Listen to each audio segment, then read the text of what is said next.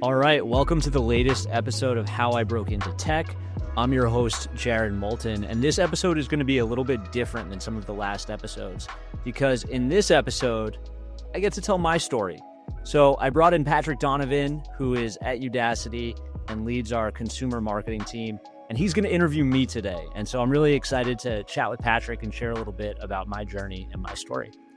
Patrick, thanks for joining us, and I'll kick it over to you as the interviewer. Perfect. Thank you, Jared. Happy to be here. Full disclosure for the audience, I've been working with Jared for 2 years now. A year and a half, not even.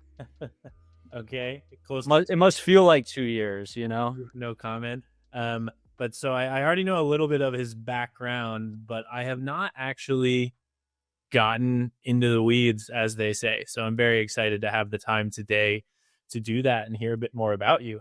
Of course, as the host of How I Broke Into Tech, one thing we're pretty open about is that your own story is a very interesting one in terms of someone who was not in tech and now very much is in tech. And the origin of that story is how you were deep into magic for a very long time. We can probably talk a lot about the magic scene and background. I just want to understand, where did it start? Was this like from the get you were into magic and that was your vision? Did it develop over time? Just like take me to the beginning of that passion. Yeah, I'd always been interested in magic. You know, I was the kid who, whenever I saw a magic kit, I wanted to play with it. It was, you know, a toy that I really liked. I think I had my second or third birthday party. We had a magician at my birthday party. So I'd always liked it, but it was always a fleeting interest. So I would, you know, see a trick or something at a magic shop. I'd buy the trick. I'd learn how it was done and be like, oh, that's it. Okay. That's not that interesting. And I'd put it away and it would collect dust. It never stuck. Then when I was about 15 years old, I was in Las Vegas on a family vacation because back in the 90s, people would go to Vegas for family vacations. And there was a magician that we saw named Lance Burton. And he opened the show by taking a white silk handkerchief, tying it into a knot, throwing it in the air, and it transformed into a dove. And I was sitting there and my jaw just dropped. And I was like, wait, this isn't like one of those tricks that I bought in the store. Before, anytime I'd seen a magic show, I was able to kind of back my way into what was happening. And with this, it was like, no, this is something really special and beautiful and magical. And I had the wherewithal at that age to understand that the reason Lance Burton was so amazing was because he wasn't doing tricks that he just bought off the shelf. He had learned the sleight of hand. He had learned the technique, and he had applied that to his performance. And so right after the show, I went to there was a magic shop attached to his theater, and I bought a book called Expert Card Technique, which was all about magic using sleight of hand with cards, playing cards. And I got started, and I had this moment where I thought to myself, hey, Lance Burton is selling out, you know, this massive theater in Las Vegas. He's probably making millions of dollars doing magic. You know, why can't I make this my job? Why can't I just do this? I don't want to go to be a lawyer. I don't want to do anything else. I just want to be a magician. And I was off to the races from there. That is wild. I've never been to Vegas and I've never seen the quality of magic show they have there. So I am missing out. 15, you said you were 15, right? So fairly impressionable age. Did you up to that point have a different vision for your life or career, or was it sort of not really clear and then the pigeon emerges and it's all of a sudden crystallized? I had no idea. I mean, I was at 15 years old. I had no idea. I probably hadn't thought about it. You know, both of my parents, my father was a lawyer. My mother was also a lawyer at one point and then went off into video production. I had no idea what I wanted to do with my life. I was really just there to enjoy it as a 15-year-old, I suppose. So this was a pretty definitive moment for me. I'd always been a hard worker and I like working. So as soon as I turned 14, like the first thing I decided I wanted to do was get a job. And so the way that I did that, I grew up in New Jersey. I called every single golf course that was nearby, thinking that I could get a job caddying. I was like, oh, they'll hire a 14-year-old as a caddy. That could be a job. And so I went through the yellow pages and found a job caddying, did that for a summer, went out every Saturday and Sunday. And then you have to go in no matter what, but I only got out one day. And I was like, this is just so stupid. Like, I'm wasting my time. I'm waking up at the crack of dawn and I'm just sitting around and not even making any money because you would only get paid in tips. So put a kibosh on that. But as soon as I started doing magic, I also started to put together a show and marketing that show and selling that show to friends and family, and then kind of got the ball rolling on building a business doing magic, and making some money doing it while I was in high school. So it seems like you had not just a sort of determination about you at a young age, but also a somewhat commercial or capitalistic mindset in terms of like wanting to have pocket change, wanting to figure out how to monetize the magic business. Like, is that true, or are those just like two coincidental examples? Yeah, it's a tension because I really love the art and the artistry of magic and this skill that goes into that and the thoughtfulness that goes into that. But certainly, a big incentive and carrot for me was, how do I turn this into my living? How do I make this a business that, allows me to, buy what I want? When you're a kid, you're like, I'm going to buy snacks and all these other stupid things, or video games. But it gave me what I needed to essentially have that. And then that transformed into, okay, now I'm doing this in college and it's helping subsidize my rent and it's helping pay for the food that I'm eating, and, able to live on it to some degree while I was in college. And then after college, doing it full time in New York City and able to actually live a life doing professional magic, which was really amazing.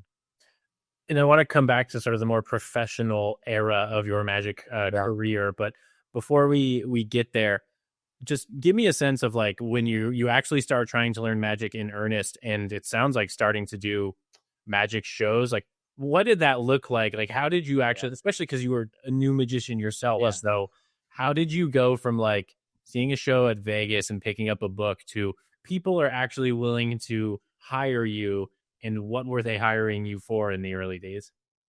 Yeah, so I got back from Vegas. I had this book, Expert Card Technique, and then I had, maybe a bunch of different magic tricks I'd accumulated over the years that had just collected dust, right? The different things that you've picked up over the years. So I was like, okay, I have a set of props here. I can build a show around it.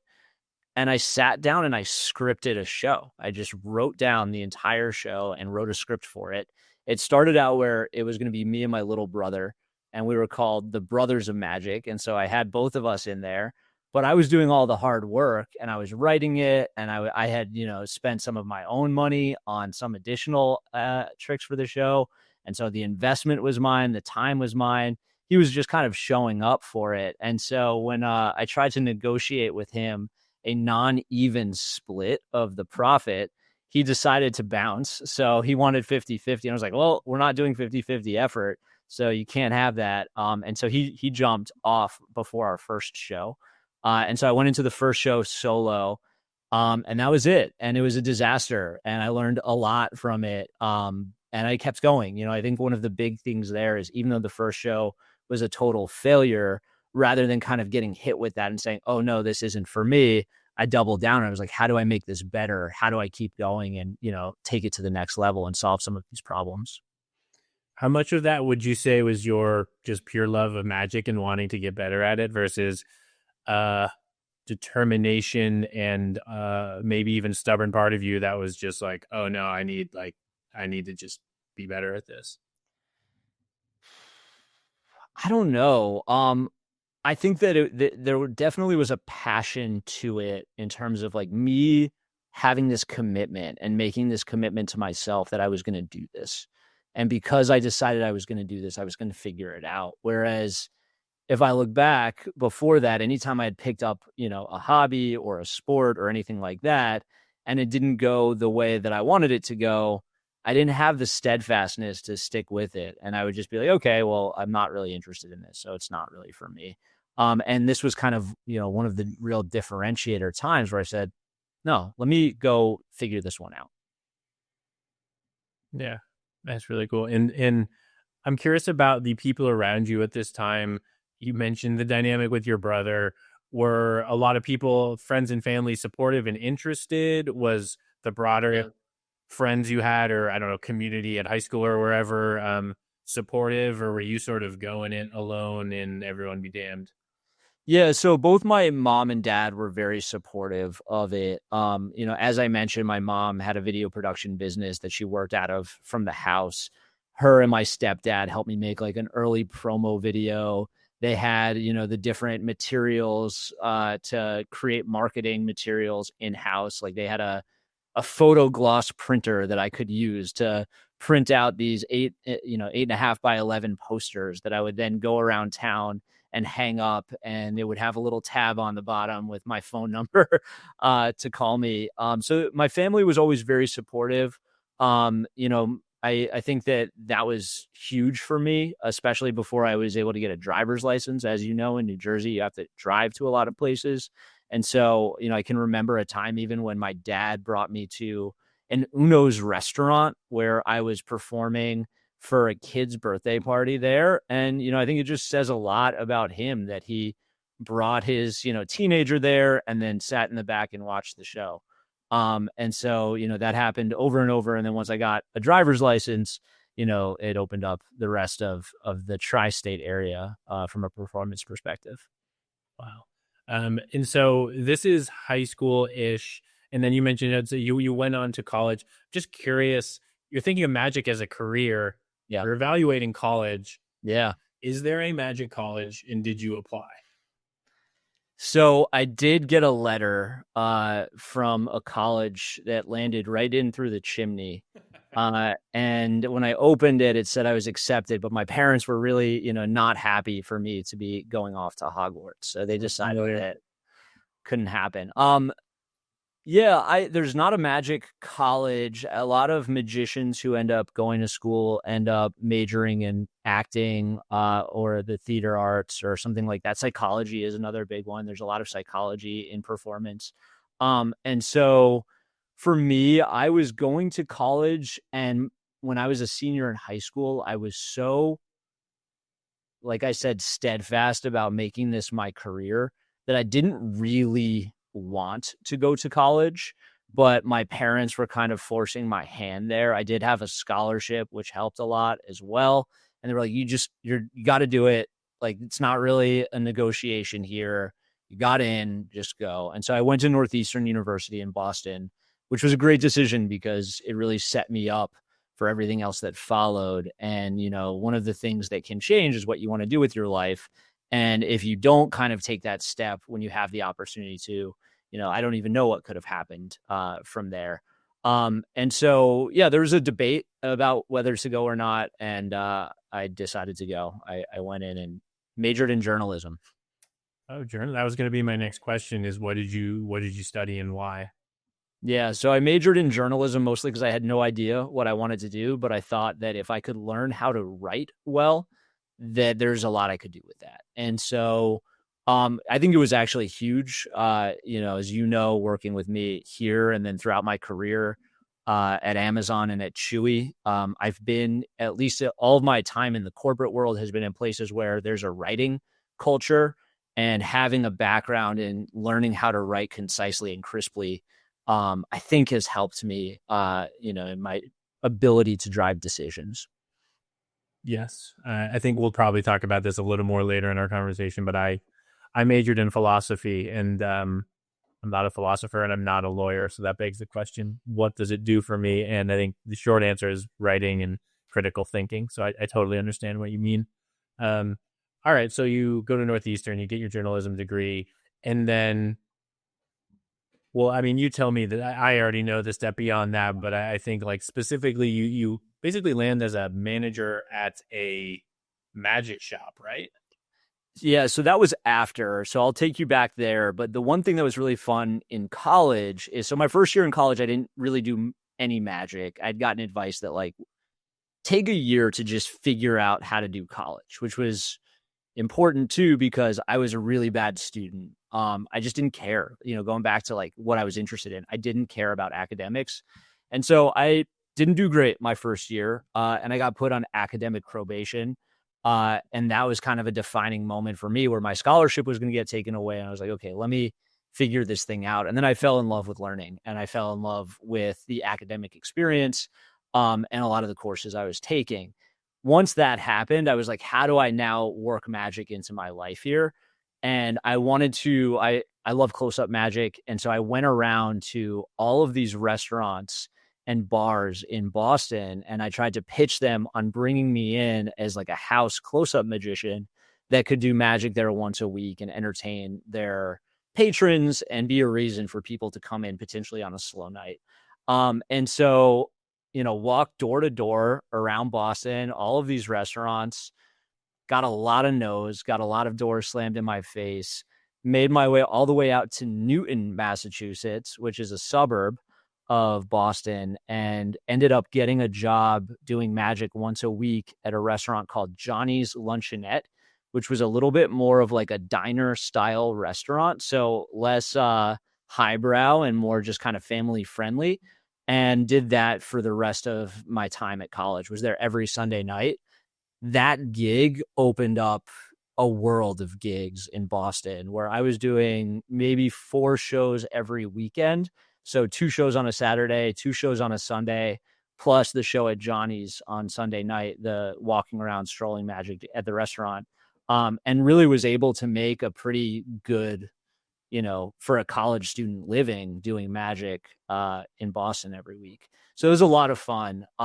From there, after I finished college, went back to New York area. So I grew up in Montclair, New Jersey, which is right around the corner. Moved back home for about a month. And I had already had a relationship with the oldest magic shop in New York City. So when I was a senior in high school, we had a program called Senior Option, where you could take the last quarter of your high school, your senior year, and go work somewhere as an internship. And I ended up getting an internship at Tannen's Magic Shop in New York City, which is the oldest magic shop in the country. And I was commuting in there 5 days a week, learning the ropes of the business, learning about inventory management, learning about margins, learning what worked, building relationships with the different customers, with the different vendors. And so after college, I had this relationship already. I was having a conversation with the owner of Tannen's, and he was like, I think I pitched him. I was like, hey, Adam, here's 50 ideas of things you should do to make the store better and more profitable and more interesting. And he just looked at me and was like, can you just come and work and do it? And I was like, yeah, let's go ahead and do that. And so that was it. So I got started there as a sales manager, managing the floor. And at the time, there was another co-partner of Adam's that was doing a lot of the general management. He ended up leaving about 3 or 6 months after I started. And Adam, who is much more theatrical minded, he's a lighting designer. He's very artistic. He didn't really, want to spend his time and energy on inventory and operations and customer service and things like that. And so he asked me to take on all of the roles as general manager. And I got started in that role and was there for 3 years. And we grew the business quite a bit while I was there. There's a certain, I keep coming back to this theme of determination and almost doggedness. I think, the example of like, you're going proactively to the store manager to be like, here's 50 things you can do better. You're pounding the pavement in college to say like, yeah, where can I get a gig? Part of that seems to be driven by your interest in a career in magic. But if you had to sort of psychoanalyze yourself, like, where do you think that drive comes from? Because it's certainly not something you see too often. My grandfather was an entrepreneur, so he started a pretty big furniture manufacturing business in Chicago. Both of my parents are really hard workers and have always instilled in me and my siblings a sense of hard work. And I think that there's an internalized sense of I want to be great at whatever I'm doing. I don't like good enough is not interesting to me. And whether that's ambition, whether that's ego, and I could argue that it's both, frankly. I'm sure that there's a ton of ego caught up in that. I think it is this inert desire to be great and to do something big and keep doing something bigger and bigger and bigger. And that just makes me happy. I get energized from that and I have fun doing that. And I want to be somebody that looks back and says, like, yeah, did whatever I could to get what I wanted and to achieve my goals. Yeah, that's great.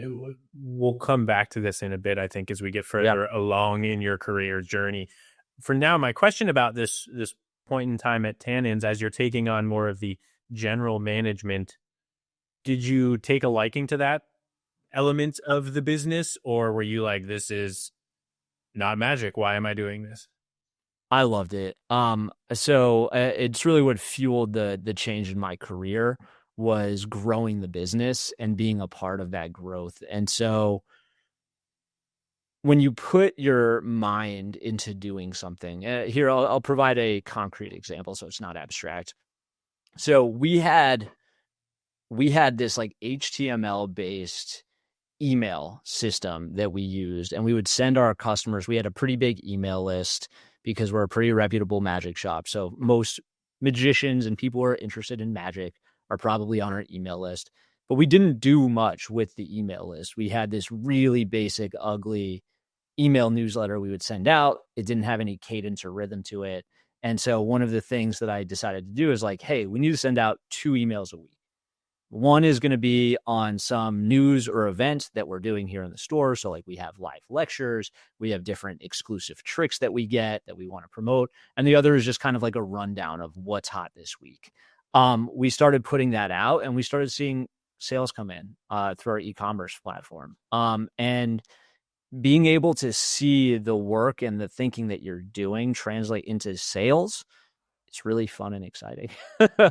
And it's something that I'm still, super energized by, for better or for worse. Like, I'm looking at our sales numbers every single day. And on days when it's really good, there is a certain satisfaction that you get from seeing it really good. Some of my favorite days at Tannins were those days where, we would do just an extraordinary amount in sales, both online and in store. And it was those days where, like, you didn't have a moment to breathe, but you're surrounded by other magicians, you're doing magic all day, you're making things happen. And it's just, you'd end the day and be like, wow, that was pretty amazing and a lot of fun. And at that point in time, I mean, some of the language I think you're using to describe the experience, I can tell is like retrofitted with your now understanding of like the mechanics of building a growth machine and like an e-commerce platform. At the time, like, what was your understanding of all those mechanisms? Or you were just like, I don't know, I'm trying to sell more magics? Yeah. It was, I had the understanding at the time that the industry was fairly commoditized. So there is a massive magic trick distributor called Murphy's Magic Supplies that I'd say provides like 90% of the stuff that's out there to the different retail shops. And so because of Murphy's, you can't really differentiate on price or on selection because everybody has the same thing at the same MSRP, right? So what we're selling, you could get from somebody else.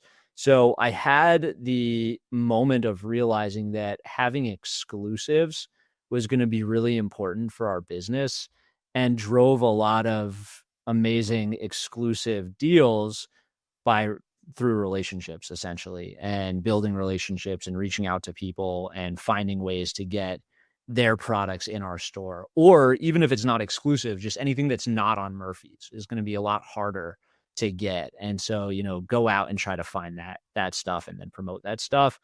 It added another benefit where when you didn't go through the distributor, you were usually able to get the tricks at a better margin.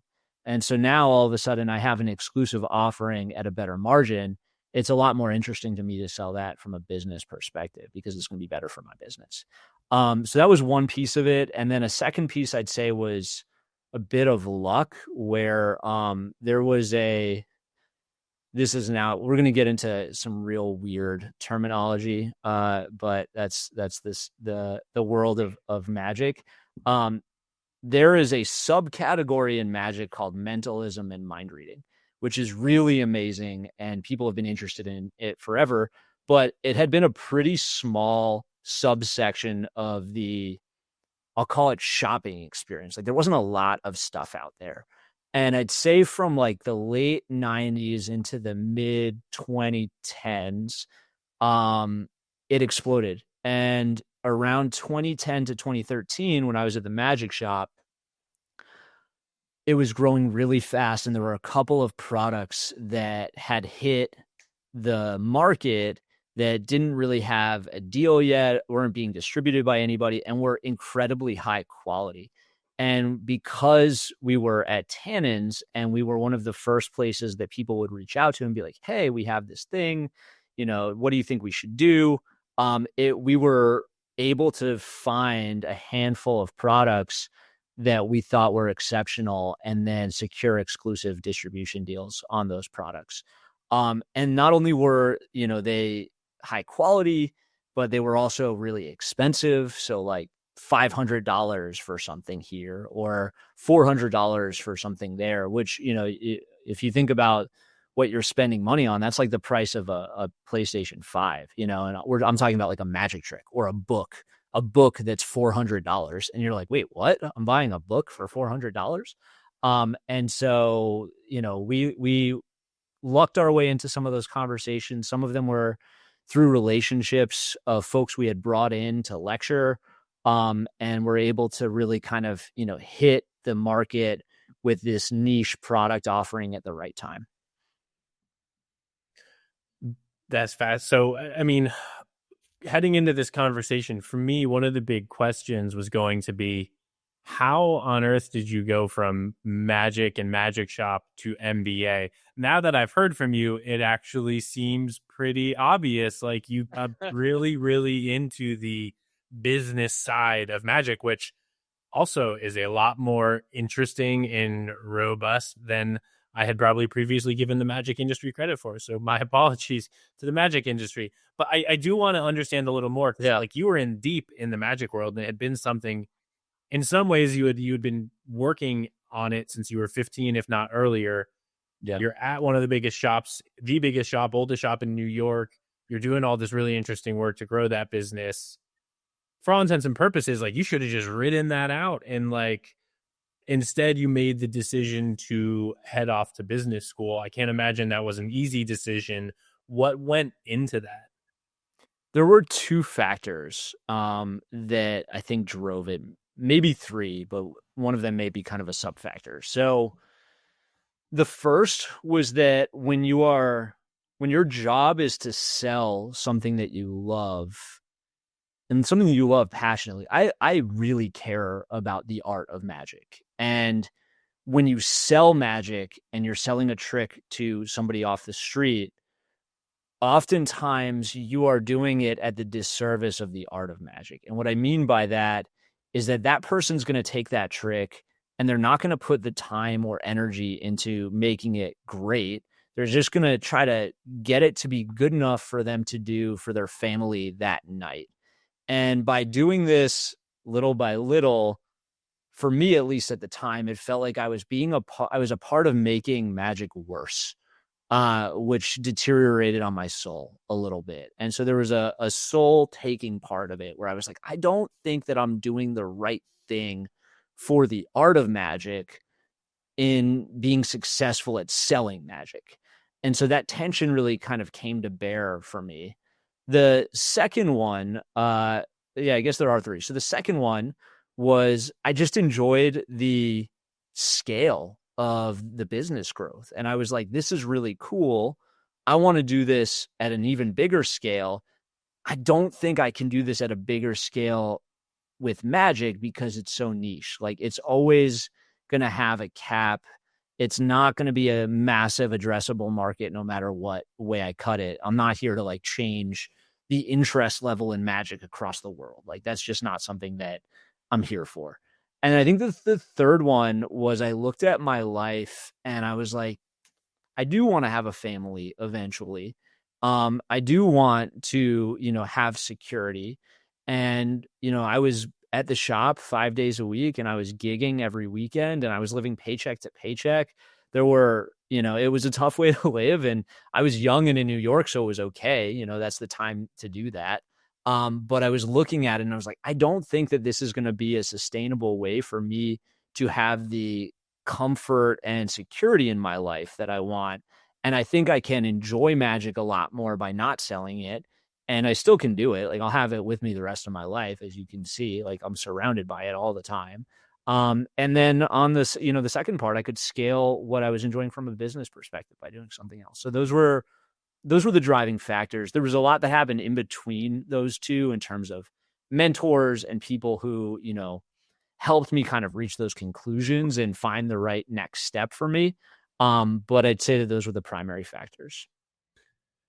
And I mean, I was planning to ask about mentors at some point, but you brought it up. So maybe let's touch on it Yeah. now and maybe again in a bit. But what was mentorship like? Like, I'm just imagining some like sage, seasoned magician who took you under his wing and you're just learning all their tricks. And like, I have such a caricatured vision of magic. I'm realizing that I hope we can correct through this session. But yeah, what did it like? Yeah. Like, was there was it kind of like that, or was it more like you got a business mentor too and a career mentor and like what did that look like?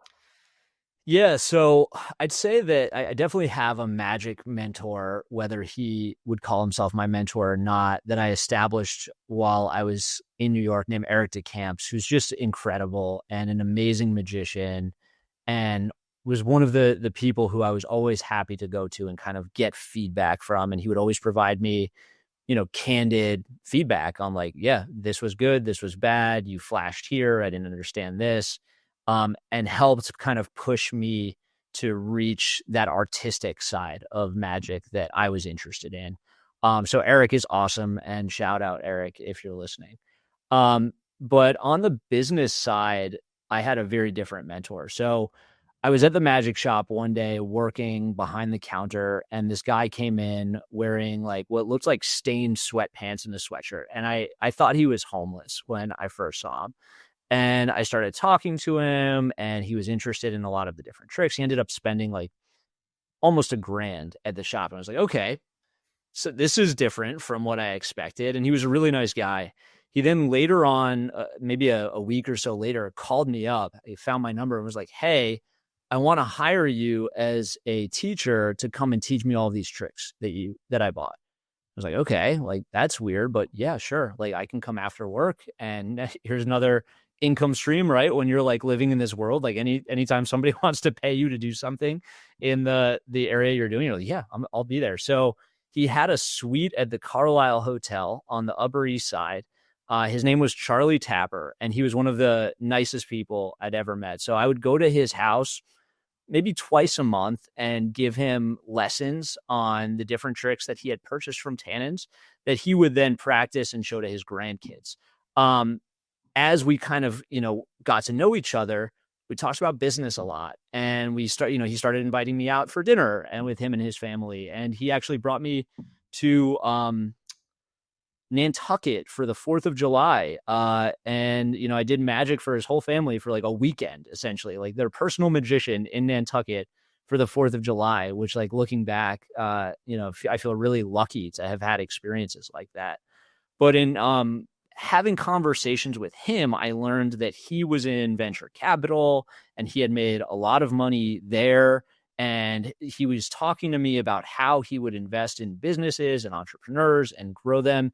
And it just got me completely interested in being a part of growing these businesses, whatever way, shape, or form they looked like. And those conversations with him kind of led me down that decision of being like, I don't think my life is sustainable how it is right now. And if I want to live a life like Charlie Tapper, like I have to make a change, and I can do that while still holding on to magic for me, but just not selling it as my business. Yeah. Oh, there's so many like different avenues I want to follow in your story. Yeah. If we had all the time in the world, I think like when I want to go back to the MBA decision though, I think I understand the mechanisms in your head where you're ready for a change.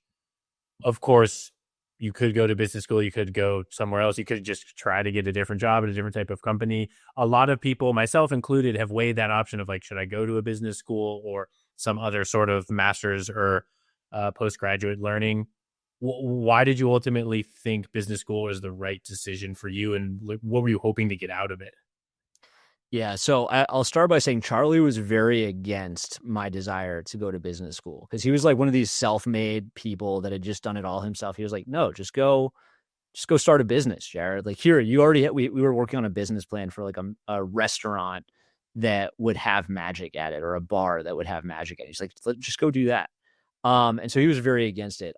For me, I was scared. I think that there was an element of certainty that having that business school degree brought to me and made me feel a little more confident in my ability to take a job in magic and turn it into a job in something else. When I went to business school, it was very much through the lens of I want to get into venture capital. And we can talk a little bit more about like how my journey and thinking kind of changed from that as I went in, but a lot of that was inspired from him. And I thought, okay, if I want to get into venture capital, I have to learn more about finance. I don't know anything about finance. I have to learn how that works. And so let me just go back to school and run it up on that. And then when I got to business school, everything changed. And you know, what I ended up wanting to do with it changed. There's probably a part of me that's like, oh yeah, you know, there's still maybe a future that's in venture capital investing or small angel investing somewhere. But it really became clear to me while I was there that my path was going through tech, and I wanted to kind of come from the founder space or the tech space into that world rather than from the investment banking side into that world. Pretty quickly learned that those are the two tracks to get into venture capital is like you're either an investment banker and you work your way up that way, or you're already in startups and a founder. You do it that way. So I chose that path. Yeah, that underscores a lot of my own thinking about graduate school, and this isn't necessarily universally applicable, but I think I've always felt if you have a really clear picture of what you want from it, even if it changes after the fact, but at least going in, if you have a clear picture, I think it can be great. I was someone who was in the boat of, I'm not sure what to do at this juncture in my life. So let me go back to school and hope it figures itself out. And I ultimately did not decide to do that. And I think for me personally, that was probably the right decision. Saved me a lot of debt. Uh, Yeah. Yeah. so The debt sucks. yeah. Um, and so, all right, you get your MBA. You already alluded to it, but you kind of had a vision for what you wanted to do in the like venture capital wise, and an MBA would help you get there. But you had some minor change of heart throughout that process, and that sort of led you to think differently about what you wanted to do postgraduate degree. Maybe just speak a little bit to like what happened that changed your thinking there, and what new clarity emerged for you. So I'll start with this. When you get to MBA school, you come in with a vision and then you're exposed to so many different businesses and industries. And you're like, oh, this is all pretty cool and interesting.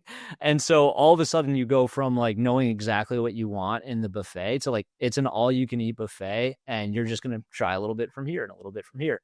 And so my first year in school, I did a lot more exploring and applied to a ton of different companies across multiple spaces. So CPG, management consulting, um, you know, probably some energy companies, if I remember correctly. I had an interview with RJ Reynolds, the cigarette company, like all types of weird things, just because I was like, oh yeah, let me just apply to everything and see what sticks. Which goes back to it's probably another theme in my life is I kind of view everything as a numbers game, going back to like the doors slamming on me in Boston, where you're like, oh yeah, I'll just keep going and somebody will say yes and I'll figure this thing out. And so was fortunate enough to get a job at Dell for my summer internship on the product line management team for consumer PC. And that was the start of my product management and tech career was at Dell. Spent the summer there, had a great experience. You know, really just great people to work with. Austin is an incredible city. Walked out of that with a job offer from them, but it required me to to move to Austin. And my girlfriend at the time, who's now my wife, was looking to go get a master's in nursing, and she had gotten into Vanderbilt, which is in Nashville.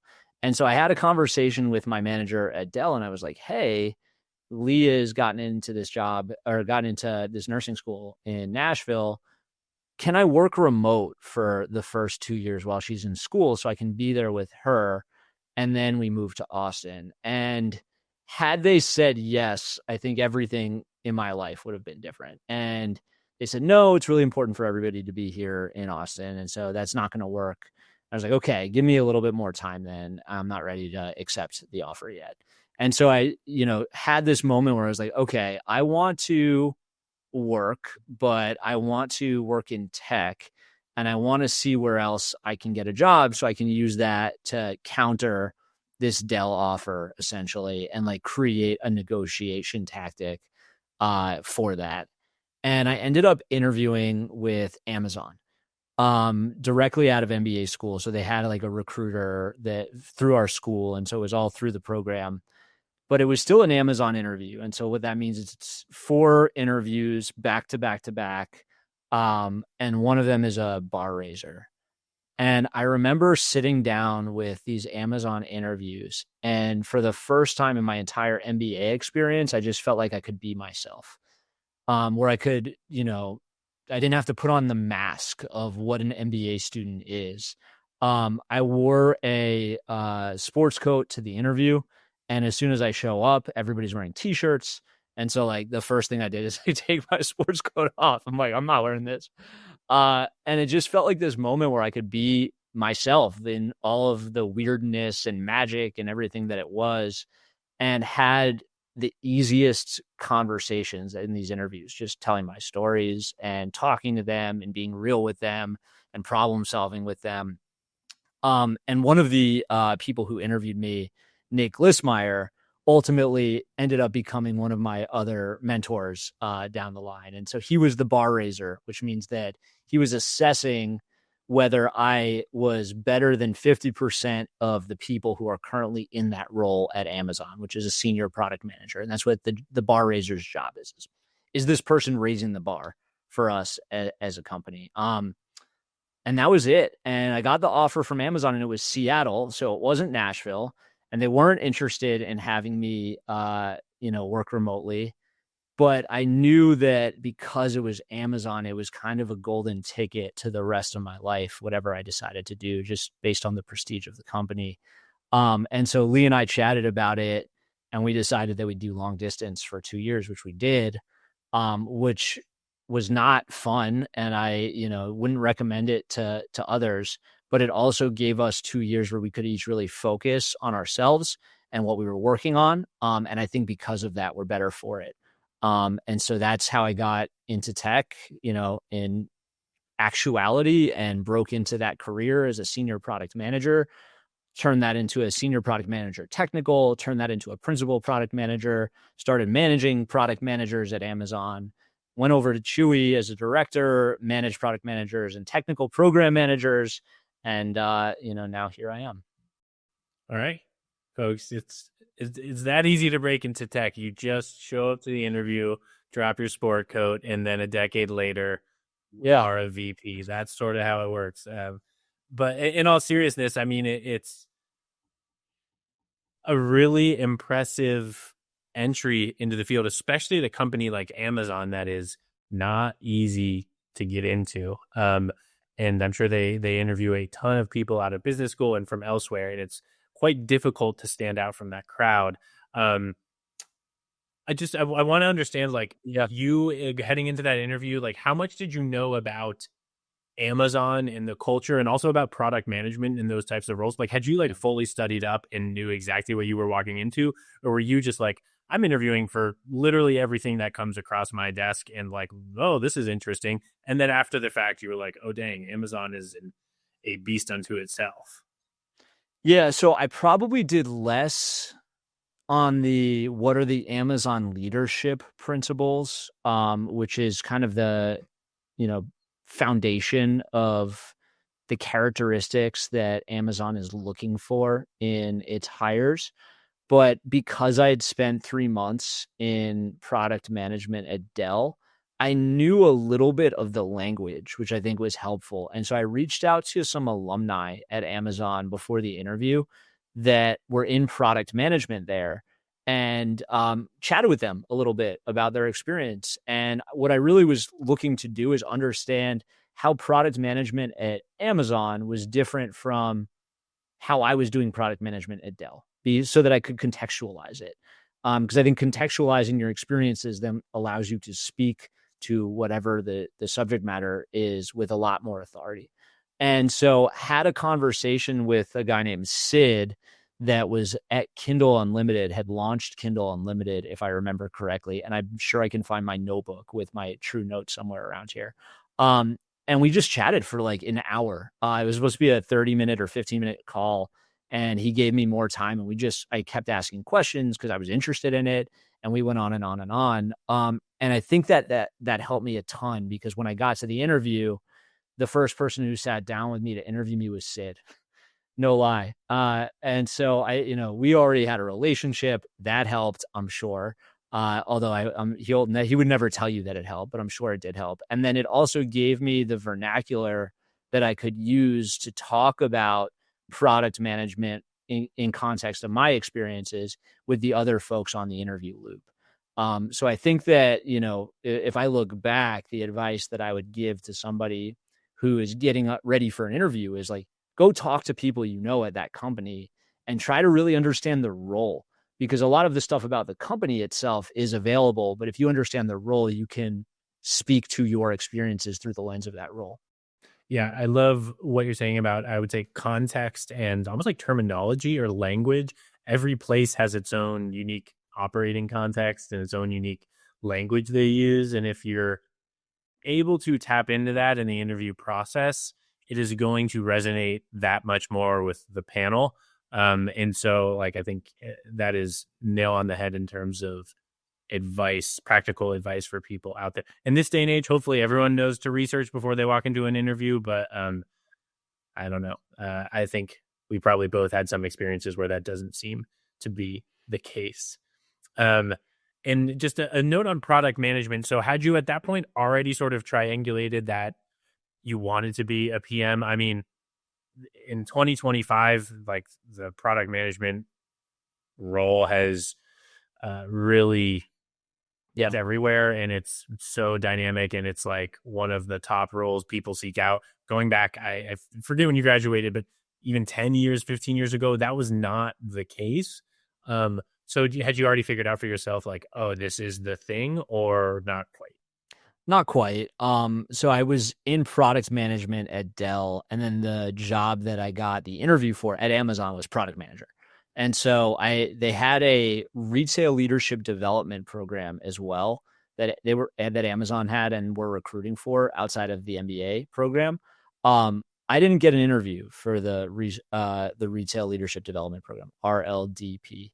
And so that I think would have MBAs sit in as vendor managers, and then they rotate to like maybe an operations manager. There's like different roles that they have you rotate to. Maybe a product manager is one of those roles, but my interview was solely for a product manager role. And so that was the only one that I was looking at there. I don't remember at other tech companies I was applying to what the types of roles that I was looking at were. They could have been product management. I'm sure that I was less selective about the role itself and just kind of figuring that once I get in, as long as it's kind of within the operations or strategy side of things, I'd find a way to enjoy it and to have fun with it. Yeah, and so you worked your way somewhat up the ladder at Amazon, I think, up to a principal product manager. I mean, Yeah. getting into Amazon is hard. Getting promoted at Amazon is, I don't know firsthand, but I know secondhand is quite difficult, and it's a very unique culture. So how did you navigate that? How much did you have to kind of learn the system and the culture, the mechanics, and how did you learn that? How would other people learn that? I mean, I guess maybe speak to Amazon specifically a little bit because it's such a unique culture, but also not all of us work at Amazon. So to the extent we can abstract some of that, I think too, would help people understand exactly how to maybe emulate the journey you had.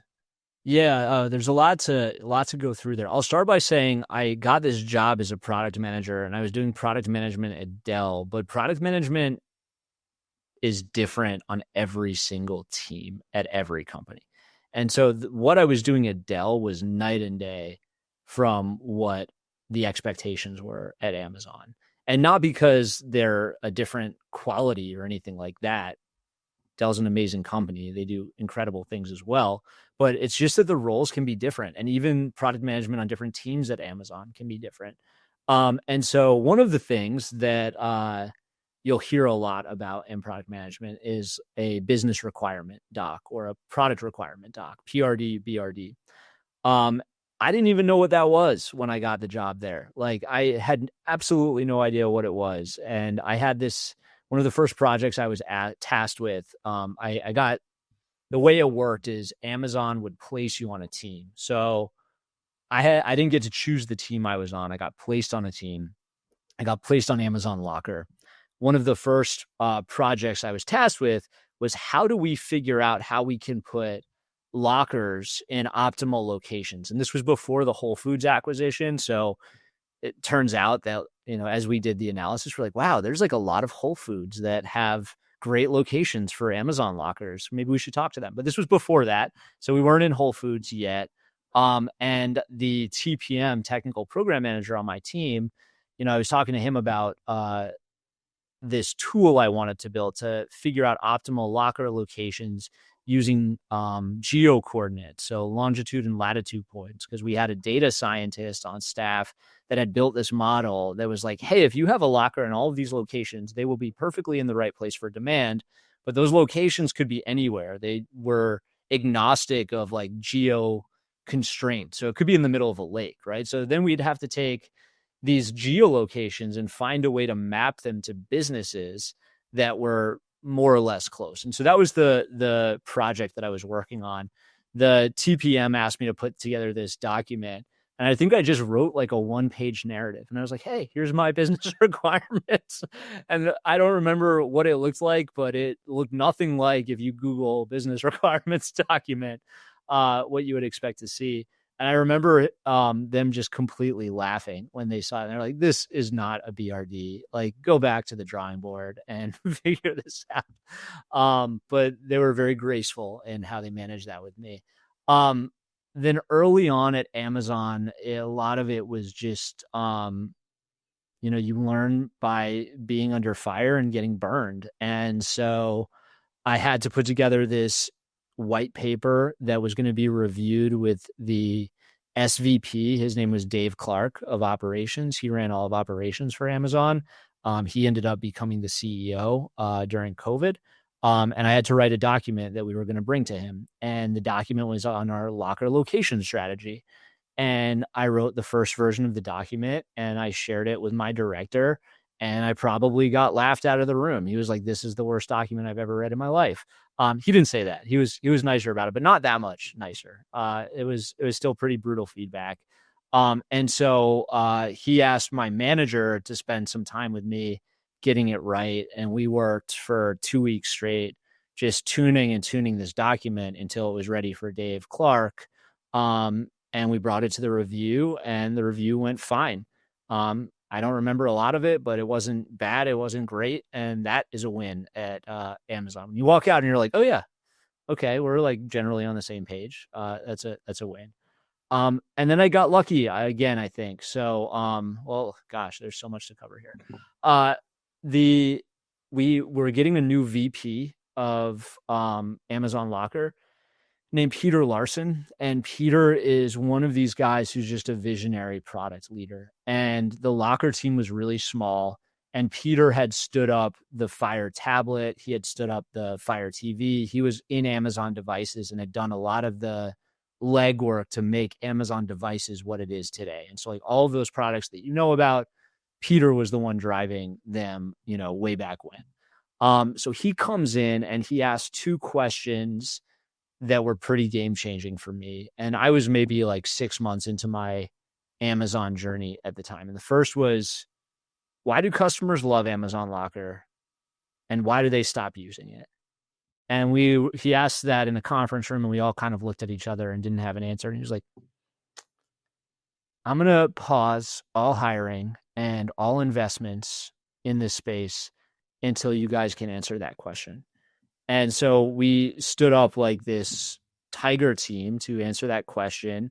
And 2 weeks or 3 weeks later, came back to Peter with a pretty thoughtful document analyzing those questions and with our answers. And then Peter started to trust me and bring me into more meetings. And because the team was still very small, I got a lot of exposure to him and his thinking. Again, had a lot of mistakes throughout that process, but really started to learn and refine my chops. And then, moved on from there to Amazon Kids, where to me, really learned what it meant to be a digital product manager. And so going back full circle, Nate Glissmeyer, who was my bar raiser on my interview, was the founder of Amazon Kids. Amazon Kids was part of Peter Larson's old org. So Peter knew Nate pretty closely. Nate, as soon as I got the job at Amazon, there's a lot of names and a lot of connecting. So maybe we'll build an infographic for everybody here. But as soon as I got the job at Amazon, Nate was my mentor, but he was like, hey, you also need Josh Sherman to be your mentor. Josh was the product leader for Amazon Kids. So Josh was my mentor as well. And so coming full circle, Nate, I think, kind of planted the pieces to bring me over to Amazon Kids after my first year at Locker, which is kind of the amount of time that you had to stay on a team before you could move back then. And so a year and 3 months in, I was talking to Josh over lunch, and I think I was just kind of explaining to him what I was enjoying and what I wasn't enjoying about Locker. He's like, you want to come work for me? And I was like, yeah, where do I sign up? And then spend 3 years or 2.5 years with Amazon Kids, really getting my feet wet on building digital products and shipping digital products at a clip that was so much faster than what we were doing at Locker. As you're saying this, part of me thinks, it sounds similar to other stories I've heard where very smart, hardworking person gets into tech, meets the right people, networks with them, navigates their way through a company or between different companies. But I actually think like that is not the story. There is an underlying capability you have that allows you to make the most of the opportunities, whether it's presenting a doc or, having a sit down with the several skip levels above. If you had to sort of remove that networking element of it and isolate like what you were good at doing that worked out for you those years, what would you say? Well, I was really bad. I was really bad at all of it, Patrick, when I started, and then I got better at some of it. There's a Amazon leadership principle that I like a lot, and I think was kind of the difference between me being good as a senior product manager and getting promoted to a principal product manager. And it took me a long time to figure it out. It's called R Right a Lot. So R Right a Lot. Pretty like you hear that and you're like, okay, what does that really mean?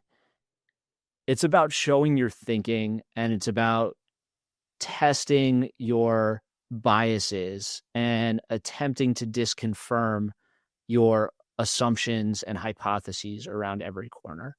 And only when you can kind of look at business through that objective lens and take your own ego and emotions out of it, can you start to really figure out the right decisions. And so I think that if I look back, what did I learn how to do? I learned how to make more thoughtful and better business decisions. But that happened over time. And, you can't take out the people part of it because that's a part of me. I took a strength finder. A strength finder is like this personality-ish test or whatever. I took that in business school. They made everybody take it. And I think my number one strength was wooer. And it's not like woo, like woo, oh, but it's wooing people and influencing them, to get your way. And I think a lot of that for me is being around people and relationship building. And so I don't think I can take that part out of the equation. I think that set me up for the scenarios where I could then prove myself. And then I've had to, continue to refine and develop my chops at some of the other pieces to it to really take myself to the next level. And you've gone on from Amazon to a director level at Chewy and now a VP at Udacity. Curious Yeah. about the decision to move on from Amazon, where you learned a ton and worked with a ton of super talented people. Um, what went into that, and sort of, I don't know if it's fair to say it's like the next phase of your career, or like how you reflect on, maybe call it like the graduation from principal PM, like product manager, to like those upper levels of executive management. Yeah. So for me, there were again a couple of factors that went into it. So the first was that I had recently earned my yellow badge at Amazon, which means you've been there for 5 years. And it went by in a flash, like this, right? And I looked back and I was like, I can imagine another 5 years going by just as fast because I'm enjoying what I'm doing and this is great. But when I look at my career, I don't want my career story to be one where I just spent the whole time working at Amazon. That doesn't feel like the story that I want to have. I want my story to be one where I'm able to contribute to the growth of various companies. And like I think that will bring me a lot more satisfaction later in life than, just kind of being here and doing this, for the next 5, 10, 15 years, because I think I'll be really happy during that time. And I think it'll be over before I know it. And so I think having the wherewithal there was a big one. The second one was that when I was on a team called Amazon Halo, which was just incredible and so fun and some of the best people I've ever worked with in my life, incredibly smart people. And it was Amazon's first health and wellness wearable device that we launched, with some really weird, like sci-fi Star Trek-y technology, that was fun to also develop. And I have some good stories on that one too. But when I started at Amazon Halo, it was a very small team, and because of that, and I was the PM that owned the entire app experience. And so Amazon Halo, the first version of it, didn't have a screen, so the only way to access everything that you were getting was through the app. So like essentially, I am the PM leader for the most important part of this product offering. And I get to figure out what the vision is for it. And I get to define the requirements. Like all of this is really cool. And because of that, I was in meetings with the SVP of devices, Dave Limp, like probably on a once every 2 month cadence, maybe even more frequently than that sometimes.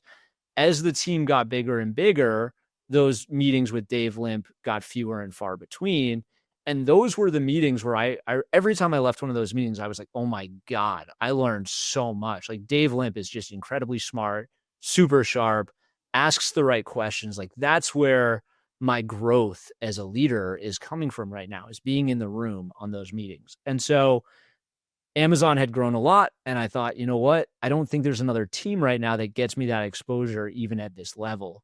What can I do instead? The job I took at Chewy was reporting to the chief product officer at Chewy, a guy named Chris Mills. And I thought to myself, hey, if I get this job, my skip level will be the CEO of a Fortune 500 company. So Sumit Singh, who's the CEO of Chewy, like what a great opportunity to kind of ensure I'm getting that exposure and I can learn from the smartest guys in the room. And ladies, smartest people in the room. And so that was the decision-making process. Went over to Chewy and, learned a lot from my experience there. Ultimately we had our kid in 2023, and I was on leave for a couple of weeks, paternity leave. And I remember during that time, when you have your first kid, you don't have a lot to do while they're sleeping.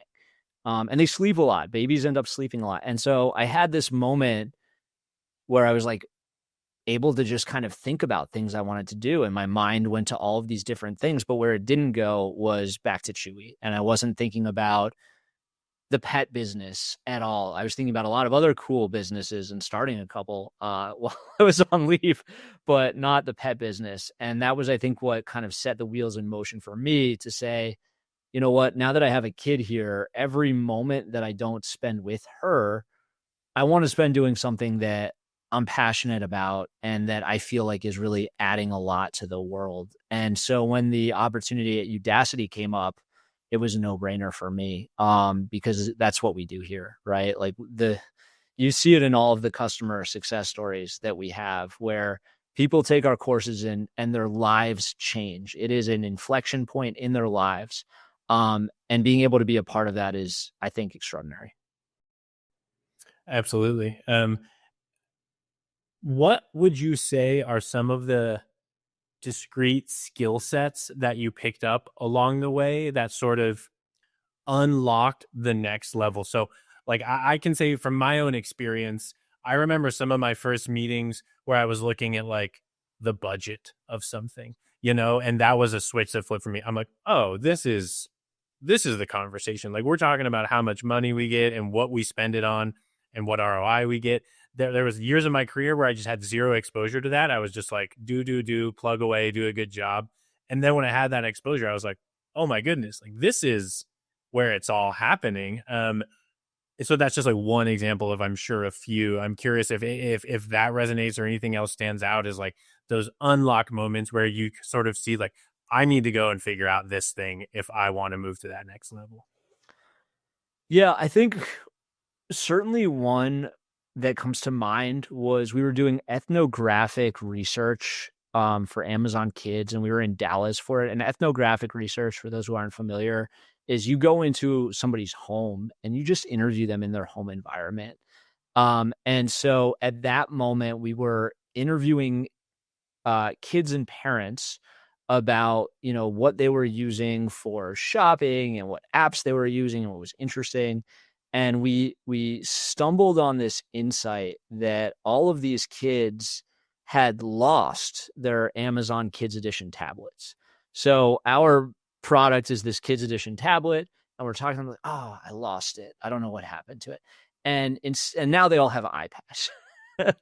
And what we learned is that there's this coolness factor to, a kid's toy where they decide it's not cool anymore and they need to have the cool thing. And the iPad is the cool thing. And so no matter what, we were never going to be successful with older kids if we tried to have them continue using our same product, which is the Amazon Kids tablet. It has this like big colorful bumper. It's just, they're going to associate it with kids. And so that was an insight that drove the development of the Amazon Kids Professional, which was a massive lift for our business there. But I think if I look back on my career, like having that conversation and finding that insight was the unlock where it's like, oh yeah, you know what? You have to talk to your customers to really understand what's going on and where the gaps are and how to fix them. And that was it. And it created a new business line for Amazon that was successful. And for me, it kind of opened up this door of customer data and customer anecdotes matter, and we need to do more of it. Same thing at Chewy, as we were trying to figure out how to unlock the Chewy pharmacy, we looked at the data, we talked to customers who are going through the Chewy pharmacy shopping experience, learned how confusing and high friction it was. And we're like, oh, you know what? If we just add some of this as like a dedicated workflow, if they have a pharmacy item in their cart, we can provide that context and get them through at a much better rate. And it worked too. So I think that was a pretty big moment for me. And, as I think about like what is important for product, it's understanding the customer. Yes, couldn't agree more. A lot of what we've been talking about so far is sort of your journey, your milestones, the interviews you've sat through and the preparation you've done. But I also know the flip side is you've built teams, you lead teams, you've hired a ton. I think it might help to hear a little bit of that perspective in terms of like over the years, or maybe it's more apt to speak about more recent times. What have you learned from interviewing candidates, not just in product roles, but a ton of different roles? What stands out to you when you're talking to candidates? And as people presumably listening to this are interested in getting into tech, getting ahead in tech, what are some of the what's some of the concrete guidance you can give them from your own experience, but also from your experience talking to a ton of people who are trying to get hired and trying to grow in their careers? Oh, there's a lot of advice that I have for people who are interviewing. So one is write down your star stories, and star is situation, task, action, result, and make sure you know exactly what the result is. If you write down the story, you're going to be able to cut out all of the fat. So in this interview, I've probably rambled a lot more than I would have liked to. When you're interviewing, do not ramble. It is something that interviewers hate. They get bored, they get distracted. You're not answering the question. If you write the story down, you'll be like, oh, that point that I think is interesting. It's not actually. It doesn't matter for the result. So like, let me just cut that out. And then if the interviewer has more questions, I can add it later. If they want to know a little bit more about it, I can add it later. So that's one.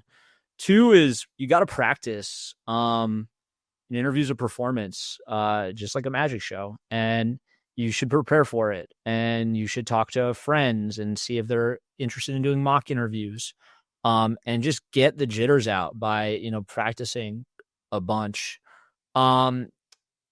The last one I'd say that comes to mind is be prepared. So prepare thoughtful questions that show that you know the interviewer and you know the space, and you're not asking kind of the standard stuff that you would ask everybody. I can't tell you how many times I've been asked, so tell me about the culture. And it's like, come on, that's the best you can do. You have time with me, and like, you want me to tell you about the culture? Like, all of that's available on Glassdoor or on, Reddit or wherever else you want to look to get this stuff. So bring something that's a little bit more interesting, or challenge me in a way, because that's going to stand out for me if I'm interviewing you. If you ask me a tough question, that's interesting to me. One tough question I remember asking when I interviewed for UPS during my MBA, Amazon had recently launched or announced the drone business. And so I asked, hey, how are you guys thinking about package delivery as there's innovation like drone delivery coming from Amazon? Like, how does that change your perspective and your point of view on how UPS can be successful moving forward? The interviewer probably had no idea how to answer that question, but it shows that I had thought about it and I wasn't just kind of going with the motions. And so I think that's another big one. Yeah, I couldn't agree more on that last point, especially the thoughtful questions always stands out to me in both a good and a bad way, depending on how it goes. One more, Patrick, before I forget. Use the product. Just make sure you've used it. Because if you're interviewing for something and they're like, hey, how should we improve it? And you're like, oh, well, do you do this? And they're like, oh, you haven't used it. It's just, it shows that you're not interested. So start there, and then the rest of it too. Yeah. I think one of the first questions I ask in most interviews is, why this company, why this role? And I just explicitly want people to speak to like the particular operating context that you've shown interest in, and not like the generic element. So couldn't agree more. I was remiss not to mention at the outset, at least I don't think I did, you have literally written a book about how to transition into tech called For My Next Trick, A Magician Transforms into a Tech Exec. So literally written the book, and we've covered a lot of it already, but I think I do want to distill a little more overtly. A lot of people, the reason this podcast exists is to help encourage people who maybe don't have a traditional background and want to get into tech, but are intimidated or don't know what path to follow. You very clearly have done it. Magic is maybe not as different, maybe not the most different from tech, but it's different than a lot of the traditional bachelor's and CS backgrounds you might hear of. And so I guess if you had to distill some of your wisdom specifically about transitioning from a very distinct industry or passion into tech, like, what are some of your top learnings and insights that you would want folks to walk away with? Yeah. So I think one is, know what you want out of your next step. And so if you have a goal in mind, you can get it done no matter what. The second, and if you write it down, you will make it a lot more likely to achieve it. The second, which goes back to a point that I made earlier, is that it's a numbers game. And it doesn't always go the way that you think it's going to go, but if you keep placing bets, like something is going to pay off. And so, there are jobs that I've applied to where I got rejected from the resume submission. And then, like, a couple of weeks later, I just applied again and I got an interview from it. And what that tells me is that these resume screeners aren't, it's not a science. It's not like it's going to be the same each time. And so don't be dejected by it not going the way that you want it to go. Keep being persistent and keep plugging away. And if you keep plugging away, something will give. And the last one I'd say is, go in with curiosity. You're not going to know a lot when you come into tech. I didn't know anything about it really, but I asked questions and I tried to understand what it meant. And I'm still, if you asked me to code something in JavaScript or Java, I couldn't code probably 2 lines, honestly. But I know what the difference is between Java and JavaScript. And if an engineer is struggling with a technical design, I can sit down with them and help them solve it by having them, whiteboard it for me with workflows and just try to understand where all the data is moving and where it's stored and what calls need to happen and what data you get back. And if you kind of think about, I think people are intimidated by tech because of coding and because of all of the hard skills you need to be successful at it. But if you think about it as just a series of data transactions, you can really start to understand the underlying logic behind how it works. And I found that those were some of the best times and most successful times that I've had at understanding what is happening from a technical perspective with any given product. One of my favorite memories is like having somebody from the Alexa team walk me through the whiteboard of like how an utterance ends up as a result. So how do you go from customer says, Alexa, I hope she doesn't go off on me. There she is. Do XYZ to her delivering the right response. And there is a very long list of things that happen in between and where that data moves and what decision engines are a part of it and how they make that decision and what policies are a part of it. But if you just kind of start from the how does it work, you'll get there. And then you'll be a lot smarter for it. And if I might add, one of the things I think I've distilled from our conversation today is find the balance of like, you can learn a little bit how to break into tech. Like you can figure out what's the Amazon interview panel and what's a star story and how do you write a BRD? Like you can learn those things yourself. They are learned skills that there's probably plenty of information out there on the internet about. And I encourage people to do that, but also be yourself, because people will know if you're just reading your star story off a sheet of paper and bringing nothing else to the table. And so I just go back to earlier in the conversation when you said you interviewed with the Amazon folks and you finally felt at home and you could wear what you wanted to wear and you could talk about magic and not have any feelings about it. And like that's sort of, people should do their research and figure out, the mechanics of how to break into the field, but also bring their own story to the table, because that is what will set you apart more than the rest, which is really just table stakes. Authenticity is everything, right? And a lot of this, I think a lot of career development comes down to being really good at building trust.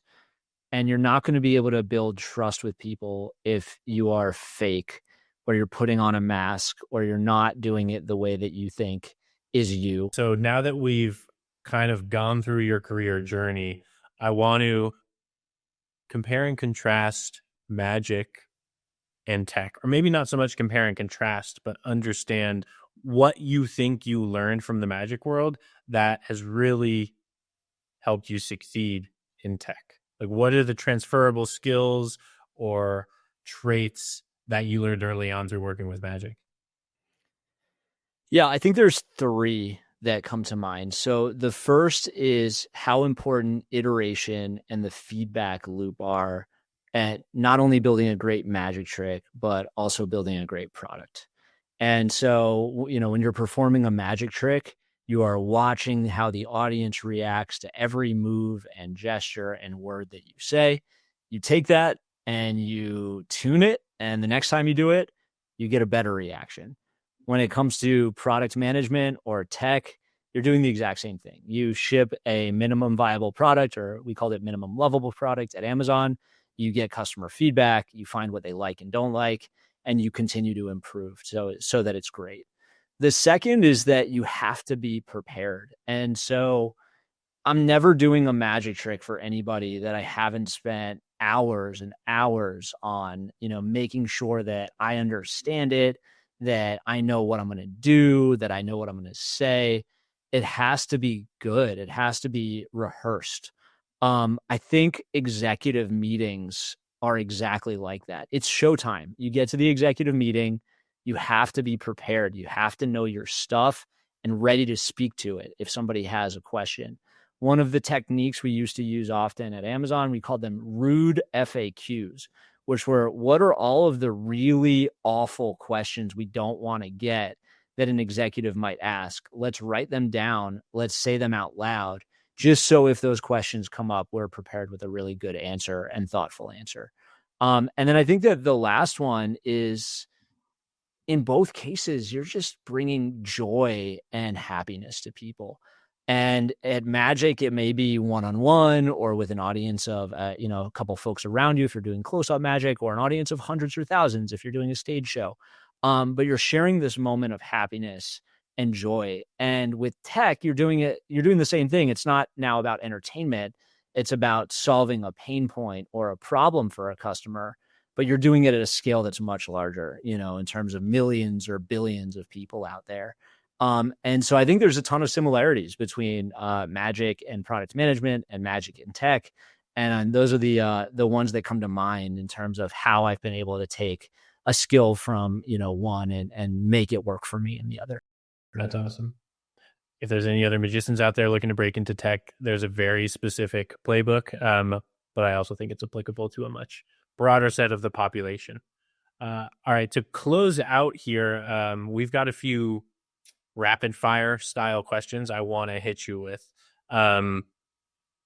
First, if you can text yourself, your younger self, let's say high school-ish or earlier, and remember, those are pretty basic phones, not to date you, but so that means it's got to be a pretty succinct message. If you could text yourself one piece of advice, what would that be? It would be that it's okay to change your mind. So for a long time, I was determined to be a professional magician. And if somebody had said I was going to go off and work in corporate America, I probably would have been like, oh, you don't know what you're talking about. That's not at all who I'm going to be. And I probably brought some baggage to the table because of that. And I think just giving yourself permission to change your mind later is something that relieves a lot of the pressure from your life. So give yourself that permission. Hardest decision you've had to make, professionally at least?